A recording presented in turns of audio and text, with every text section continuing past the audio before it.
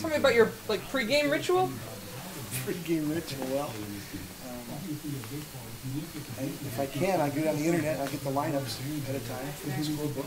Yeah. I'll fill them in. So tonight I was able to get on there and the lineups were out early today. So I'll fill them in and get ready for the game. Maybe listen to the pre-game show on the radio. Pretty much it. Do you have a favorite broadcaster? Oh, Harry Callis, he's the best. Yeah? Yeah, he's the Phillies announcer. Yep. So, all the Phillies guys are good.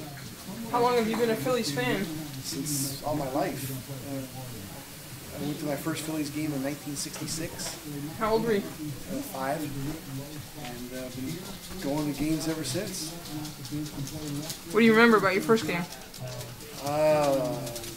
Not a lot. I remember we sat behind home plate and I couldn't wait to go home. So I was a little kid then. But then it was like when I turned 6 and 7, then I started to understand what was happening, and then I learned you don't go home until the game is over because you never know. I used to keep track of who the home plate umpire was and whether they won or not with him as the umpire, because nobody keeps track of that statistic. And it's surprising, they would be. I think it's more fluke than anything, though. And some years, one umpire would be more favorable to them, and he was behind the plate than others. But I'm sure it all works out, even in the end. So, but yeah, I used to do that. But the statistics are so prevalent and so easily obtainable on the internet now that I don't do that anymore. But before we have to rely on the Sunday paper to get the statistics for the year, for the team and everything, I used to keep track of that every day, so I'd have them with me all the time. Can you are you one of these guys that can recite statistics, say from the 1980 whatever it was when they were last in the World Series?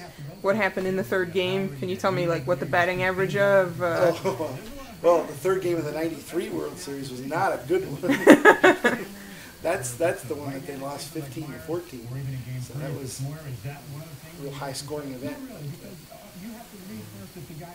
Lenny Dykstra had 2 home runs in that game. And, in fact, it was on Sunday when Pat Burrell hit 2 home runs. He was the only other Philly now who's hit 2 home runs in the postseason game.